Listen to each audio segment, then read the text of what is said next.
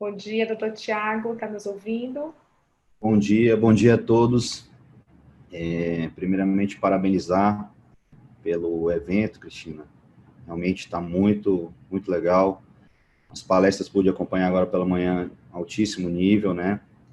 E vou falar um pouco sobre pancreatite, né? Que é um tema...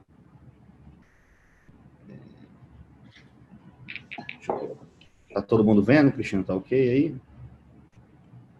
Perfeito. Tá.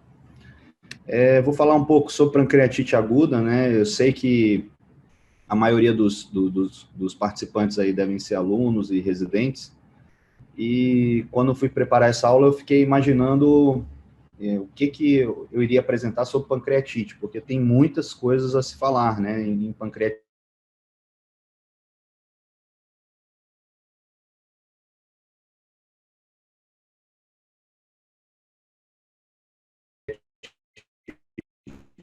aguda.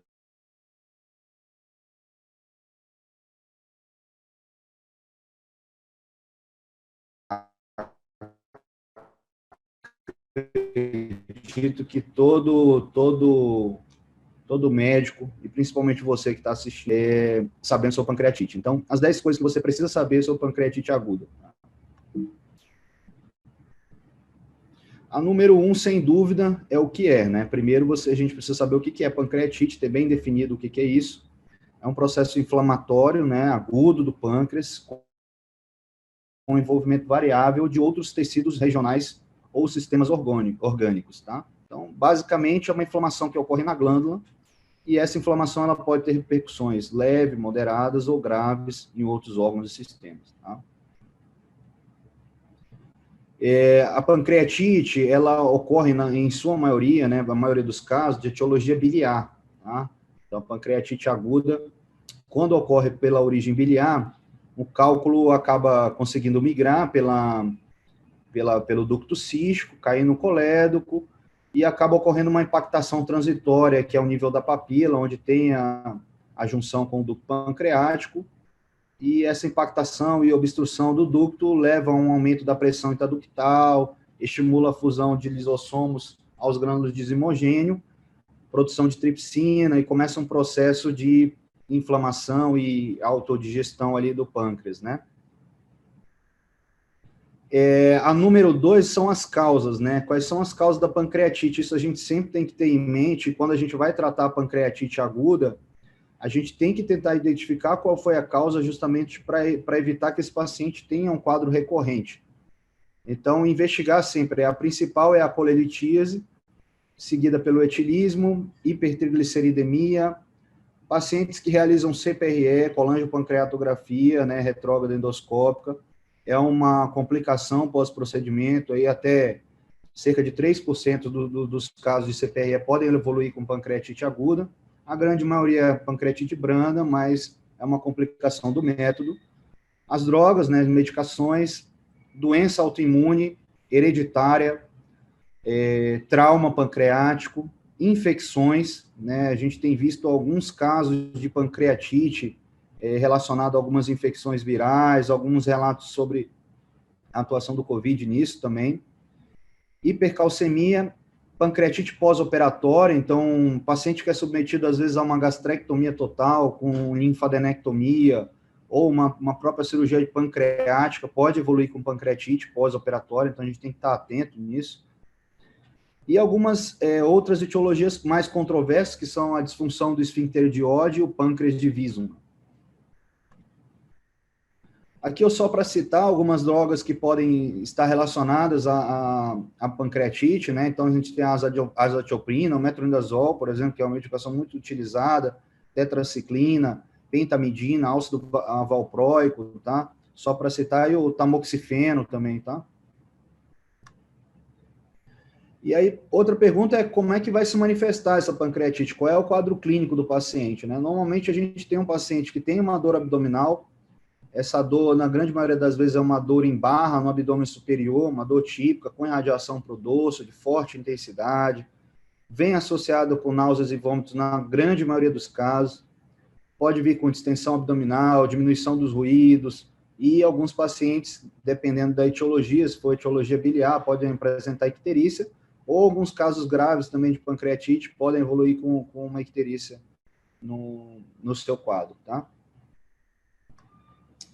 Alguns sinais importantes, por exemplo, sinal de Cullen e Gray-Turner, né, que são esses sinais de equimose periumbilical e nos flancos, né, são sinais de pancreatite aguda necrohemorrágica, você tem necrose e hemorragia retroperitoneal, e acaba se manifestando dessa forma, com equimose periumbilical e no flanco. O número 4 é como eu vou fazer o diagnóstico, né? Como que eu vou diagnosticar a pancreatite. Então, eu preciso ter 2 desses 3 critérios para fazer o diagnóstico da pancreatite aguda. Um é a dor abdominal consistente com pancreatite, aquele quadro que eu relatei, em barra, abdômen superior, paciente tem radiação para o dorso, né? Outro é o bioquímico, eu tenho que ter amilase ou lipase acima de 3 vezes o valor normal da referência. Então, se eu tenho amilase e lipase alterada, já tenho dor abdominal, já concluo o diagnóstico. E outra situação são achados tomográficos. Então, quando você tem uma dor típica, mas não tem uma alteração da amilase, ou você não tem uma dor tão típica, mas tem a alteração da amilase, e aí você pode associar um achado tomográfico para fechar o diagnóstico da pancreatite. Tá? Depois que eu diagnostiquei, eu vou precisar, para me guiar na terapêutica, estratificar a gravidade. Existem vários scores para a classificação de gravidade em pancreatite aguda, tá? Mas o mais utilizado, sem dúvida, e o mais simples é o revisado em Atlanta em 2012, tá? Que é um consenso internacional, que ele divide a pancreatite em leve, moderada e grave. Tá? E é uma forma bem mais simples de se dividir, que você não leva em conta muitos exames laboratoriais e é uma forma muito mais prática de se fazer na rotina do dia a dia. Outros critérios, como Hanson, principalmente, são critérios um pouco mais complexos de serem realizados, né, no dia a dia. Então, a pancreatite aguda grave é, sem dúvida, associada a algum tipo de falência orgânica. Então, para eu classificar uma pancreatite como grave, basta que eu tenha falência orgânica e essa falência orgânica seja persistente. Então, isso já é uma forma de você definir pancreatite grave. Se o paciente tem pancreatite, tem uma insuficiência renal, pancreatite grave. Se ele tem pancreatite, disfunção respiratória, pancreatite grave. Disfunção cardiovascular, grave, tá? E isso vai direcionar a gente no tratamento, aonde a gente vai conduzir esse paciente e como que ele vai ser conduzido, tá? Pacientes com insuficiência orgânica persistente e necrose pancreática infectada, eles têm um maior risco de óbito, então é nesses casos que a pancreatite é mais grave, é onde você tem um maior risco de mortalidade. E pacientes com falência orgânica, como eu disse, com gravidade, eles devem ser admitidos em terapia intensiva. Aqui mostrando, então, pancreatite leve, moderada e grave. Então, pancreatite leve é aquele paciente que tem a dor, tem o quadro clínico todo de pancreatite, mas ele não tem nenhuma falência orgânica e ele não tem nenhuma complicação local. É uma pancreatite leve que vai se resolver provavelmente com tratamento clínico e vai ser conduzida posterior. A pancreatite moderada é um paciente que ele apresenta, às vezes, uma falênciazinha orgânica, então ele fez uma injúria renal aguda, mas que você hidratou, em 48 horas ela melhorou. Então, essa é uma pancreatite moderada, é uma falência orgânica transitória. Tá? E na pancreatite severa, você tem uma disfunção orgânica persistente, seja ela de um órgão só ou múltiplos órgãos, e ela perdura por mais de 48 horas. Aqui, os critérios de Atlanta para diagnóstico de pancreatite aguda grave, então, falência orgânica é o choque, pressão circulatória sistólica menor que 90, insuficiência pulmonar, então, uma PO2 menor que 60, uma creatinina maior que 2, hemorragia digestiva maior que 500 ml em 24 horas, complicações locais como uma necrose, um abscesso, pseudocisto, e fatores prognósticos desfavoráveis, aqui é o critério de Hanson, o Apache maior que 8 ou Hanson maior que 3, tá? Só relembrando os critérios de Hanson, como eu disse, a gente não costuma usar na prática clínica, a gente usa os critérios de Atlanta para estratificar esse risco, mas só para colocar que ele possui algumas medidas que você precisa fazer na admissão e outras nas primeiras 48 horas, tá? Alguns exames que você vai precisar fazer para ter esse controle. Muitas vezes a gente tem uma dificuldade em realizar esse critério. Quando que eu vou fazer exame de imagem na pancreatite, tá? Quando que eu devo realizar uma tomografia ou algum outro exame? Sempre eu devo fazer, na pancreatite aguda, uma ultrassonografia, tá?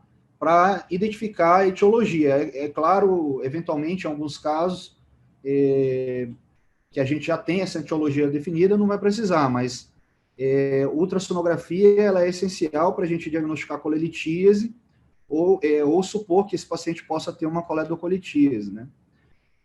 Quando houver dúvida diagnóstica, então, como eu falei, eu preciso ter 2 dos 3 critérios. Então, se eu fiquei na dúvida, não tenho uma clínica consistente ou não tenho uma alteração laboratorial consistente, eu posso lançar mão da tomografia para eu fechar o diagnóstico da pancreatite. Todos os pacientes com pancreatite aguda moderada grave devem ser avaliados com tomografia, e o momento ideal é em 78 a 96 horas após o início dos sintomas, tá?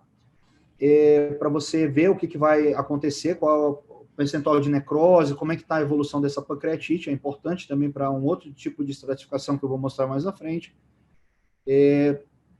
Pacientes com pancreatite leve não devem fazer tomografia, na grande maioria das vezes, basta fazer o tratamento, não é necessária a realização de tomografia.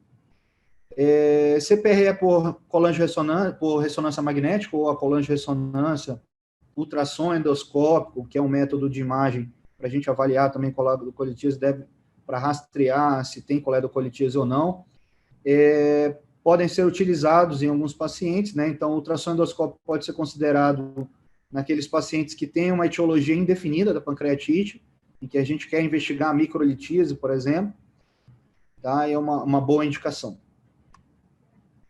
Alguns achados radiológicos eu achei importante a gente mostrar. Então, aqui a gente tem uma pancreatite aguda edematosa, a gente vê um borramento da gordura peripancreática, uma densificação dos planos adiposos aqui peripancreáticos, né? E um aumento do pâncreas, né? Do tecido pancreático, tá?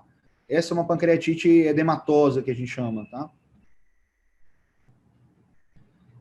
E aqui, imagens de uma pancreatite mais grave, uma pancreatite necrotizante, né? Então, que a gente tem necrose do parênquima pancreático, praticamente não tem parênquima pancreático sadio, tem várias áreas de necrose por todo o parênquima, tá? E algumas coleções já peripancreáticas aqui. E uma outra imagem mostrando uma necrose pancreática com presença de gás no seu interior. Isso é importante marcador para a gente definir quando que pode estar ocorrendo infecção, tá? Então, essa presença de gás no interior da coleção pode indicar para a gente ser um dos sinais a mais de que possa estar ocorrendo uma infecção. Claro que não é o único sinal, você tem que acompanhar o paciente clinicamente, ver a evolução, as alterações clínicas e laboratoriais, e a imagem é um fator a mais para você definir a presença de infecção. Essa classificação tomográfica, né, de Baltazar, em que ele classifica de A até E,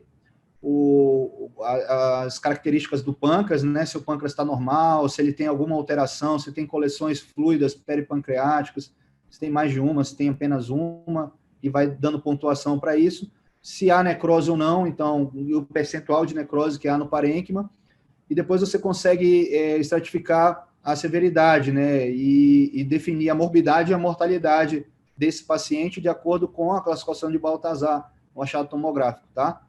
Podem chegar aqui, ó, numa pontuação mais alta, a 92% de morbidade e até 17% de mortalidade. Aqui uma imagem da colangio-ressonância, em que a gente vê claramente, né, os cálculos no colédoco, vários cálculos enfileirados. Esse aqui é o ducto pancreático, aqui a via biliar principal, o ducto hepático, o colédoco, as vias biliares intrahepáticas. Esse exame é um exame que é realizado sem contraste, tá? Não possui contraste venoso. Muitas pessoas têm dúvidas sobre isso ainda. A bile acaba brilhando na sequência ponderada em T2, e os cálculos ficam com essa imagem de subtraçãozinha, que é sugestivo de coledocolitíase, tá?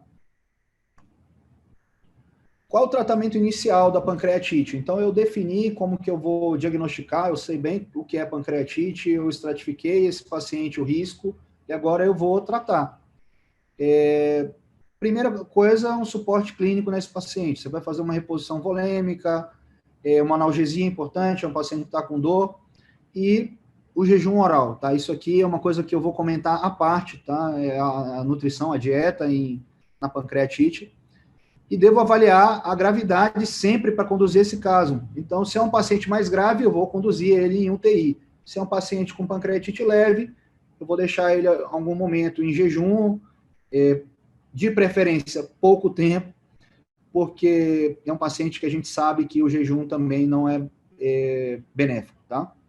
Mas naquela fase mais inicial, no primeiro dia, normalmente o paciente chega com muitos episódios de vômito, você não consegue dar dieta para ele, ele fica em jejum, persiste em jejum até o dia seguinte, provavelmente.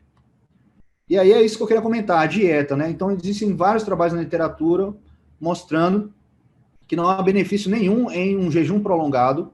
Então, aquele paciente com uma pancreatite leve, ele deve ficar no máximo 24 horas em jejum até ele começar a tolerar a dieta.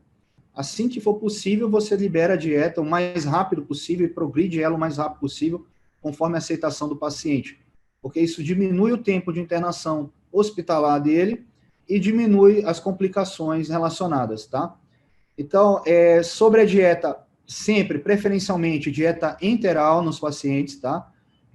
Existem vários trabalhos mostrando que a dieta enteral é superior do que a dieta parenteral para pacientes com pancreatite, e, de preferência, essa dieta deve ser feita precocemente. Aquele paciente que você diagnosticou com um quadro grave de pancreatite, preferencialmente já passe a sonda enteral e já deixa ele com suporte dietético, para que evitem riscos maiores posteriores de infecção. Tá? Provado que essa dieta precoce ela evita a translocação bacteriana e diminui os riscos de complicações de infecção pós nesse paciente. Tá? Então, tem vários trabalhos, como eu falei, mostrando evidência do uso da nutrição enteral para o suporte nos pacientes com pancreatite aguda. Existe um questionamento também em relação ao posicionamento da sonda, onde essa sonda deve ficar, se ela deve ficar ou não pós-pilórica.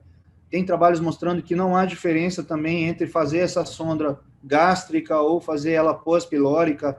Então, submeter o doente a uma endoscopia, muitas vezes, para passar uma sonda, eventualmente é desnecessário.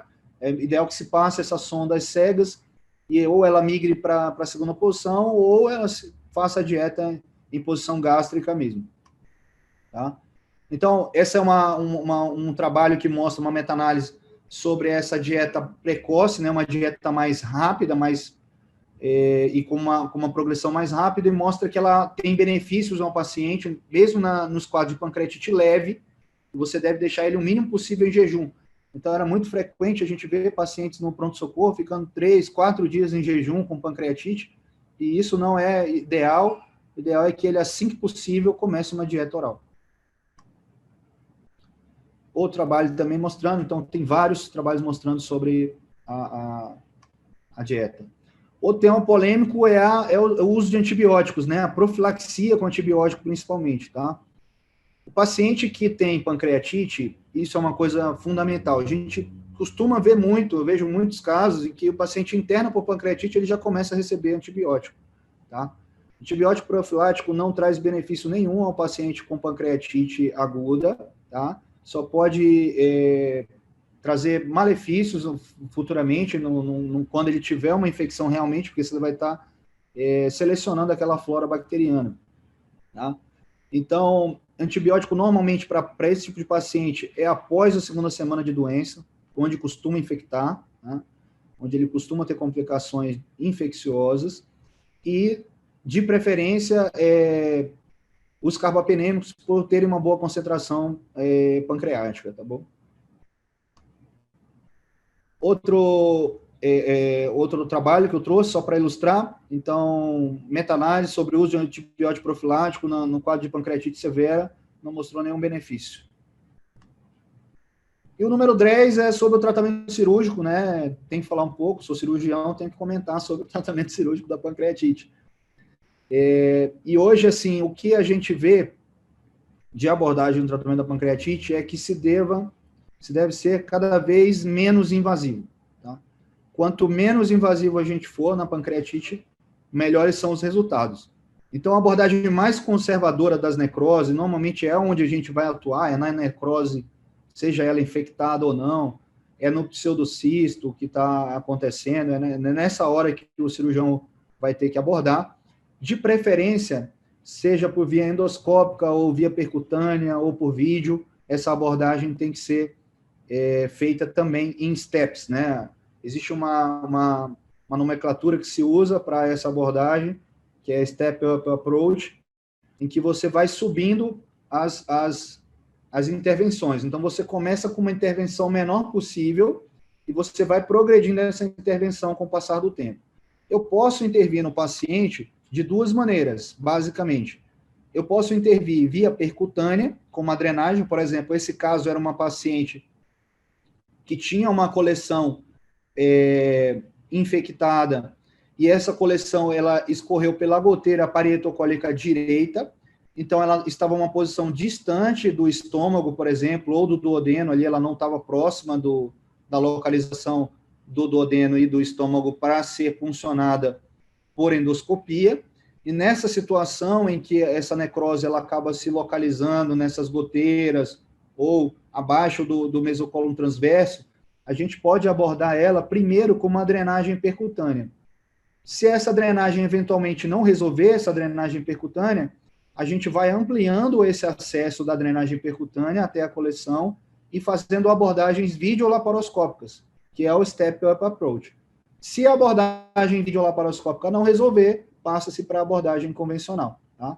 Então, esse tipo de abordagem tem demonstrado melhores resultados nos pacientes com pancreatite aguda grave, necrotizante e com complicações tardias.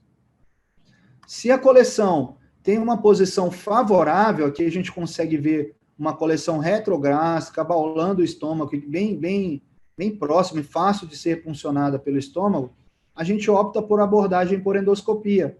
Faz uma punção com ultrassom, né? Acessa essa coleção, faz a colocação do stent, normalmente um stent que é um stent chamado stent pseudocisto, que ele tem essa característica, ele fica com uma ponta no estômago e a outra dentro da coleção, e que te permite fazer uma abordagem. Isso aqui é a imagem endoscópica dentro da coleção, tá? Então, uma coleção necrótica, peripancreática, aqui infectada, a gente vê a presença de gás na coleção, em que a gente entrou, aspirou, fez abordagens depois de necrosectomia por endoscopia, semanais, e até a nível ambulatorial, esse procedimento posteriormente, e o paciente saiu muito bem, graças a Deus. Para finalizar, eu trouxe um vídeo da drenagem, esse é um outro caso de drenagem ecoguiada, né, de uma coleção.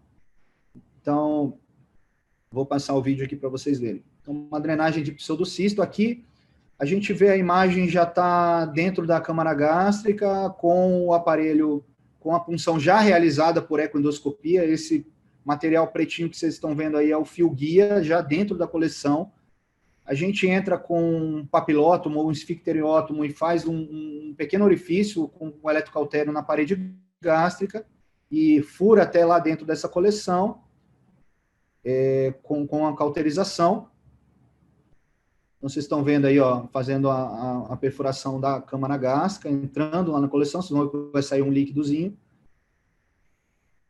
E depois passamos um balãozinho dilatador para fazer a abertura desse pequeno orifício que a gente fez. Tá?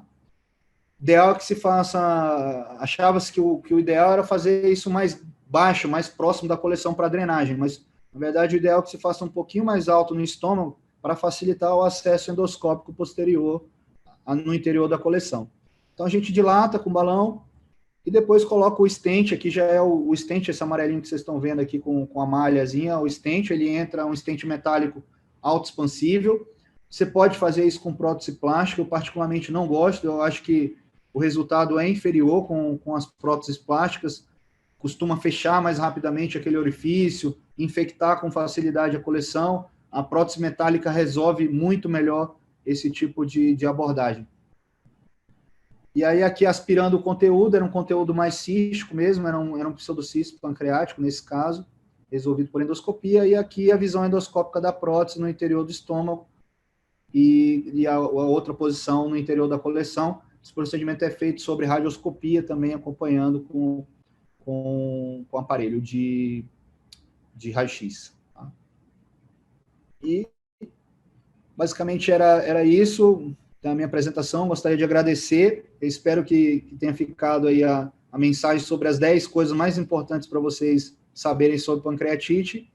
E estou aberto aí a algumas dúvidas, perguntas, quiserem discutir. Excelente, excelente, Tiago, obrigada. Realmente muito didático, né? Colocou ali as situações de dúvidas do dia a dia, né? Foi bastante esclarecedor. Tem uma pergunta aqui também, Tiago, é assim.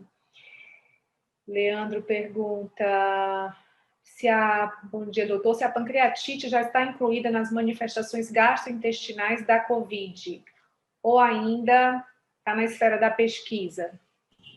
Não, ainda está na esfera da pesquisa. A gente tem visto na prática alguns pacientes que tiveram COVID e no pós com elevações persistentes de amilase e lipase, alguns pacientes que vão fazer exames de rotina pós-COVID e controle, com essas alterações, né? A gente até discutiu sobre isso em algumas vezes, em alguns grupos. Tem mais relatos sobre a manifestação hepática, né? Sobre alterações hepáticas no pós-COVID, mas da pancreatite ainda é um campo de pesquisa. Interessante. Mais alguma pergunta?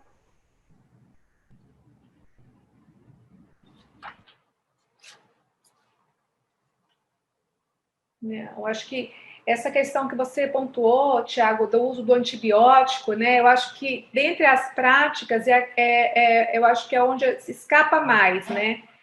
Que é a prescrição sempre de antibiótico para o paciente com pancreatite, né?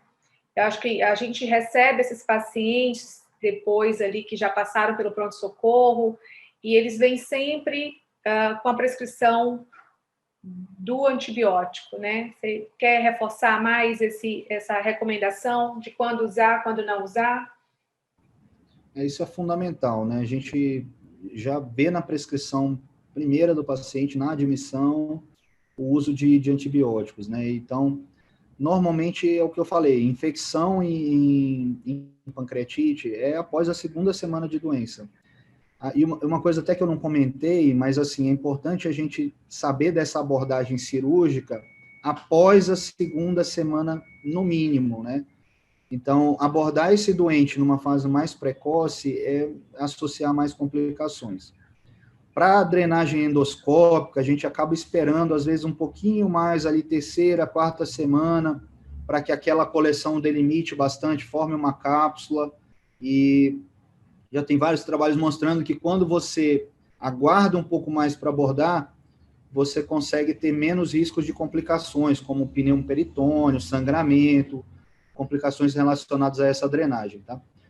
Mas o antibiótico basicamente é isso, assim, você deve fazer na fase inicial, se você suspeitar que tem uma colangite associada, por exemplo. Então, se eu tenho uma coledocolitíase, eu estou na dúvida se tem uma colangite junto com a pancreatite, aí é aceitável que você faça realmente antibiótico terapia inicial nesse paciente. Mas nos demais casos, realmente deixar para que seja feita numa fase mais tardia da doença. Tiago, e qual o esquema? Tem uma pergunta aqui, Tiago, vamos lá. A pergunta é a seguinte: é possível viver sem o pâncreas? E a Sim, pessoa continua. Estava numa visita domiciliar, sem intenções médicas, e uma senhora disse que não fazia uso de insulina e vivia sem o pâncreas. Isso aí tem que averiguar essa situação, mas assim, é possível, alguns pacientes a gente faz pancreatectomia total em algumas situações, né? Então tem pacientes que têm falência pancreática. É claro que é um paciente que vai ter algumas implicações relacionadas a isso, que você vai muito provavelmente precisar repor a insulina, sim, para ele, porque ele não vai ter uma falência endócrina, e muitas vezes até também suplementar enzima pancreática, porque também vai ter a falência exócrina, né? Então, isso pode estar associado a outros distúrbios gastrointestinais, por exemplo, diarreias crônicas, etc. Mas é possível, sim, o paciente viver sem o pâncreas. Aline, quer fazer alguma pergunta? Estou vendo que você está doida para comentar alguma coisa. A Aline gosta desse assunto. Estou só aprendendo mesmo. É verdade, sempre essa questão que você comentou super bem, a Cris também, sempre o antibiótico, quando vai chegando na segunda semana, principalmente se a gente vê pseudocisto, alguma coleção, são doentes difíceis, porque elevam todos os marcadores inflamatórios, né? Então ele vai ter leucocitose, vai ter PCR alto, e essa decisão à beira do leito é no dia a dia mesmo, é sentindo como o doente está clinicamente, porque a gente perde muito desses parâmetros, né, Tiago? E acaba que, por exemplo, você avaliando o doente no dia a dia na UTI, então era um doente que vinha estável clinicamente, e aí de uma hora para outra começou a ter febre ou começou a instabilizar a partir da segunda semana, a procalcitonina também, que é um marcador que tem sido utilizado para você tentar rastrear, né, infecção ou não. E aí é o momento que talvez você precise entrar com a antibiótico terapia, de preferência os carbapenêmicos, né? Então, imipenem, meropenem, que foi o que a Cristina acabou questionando há pouco.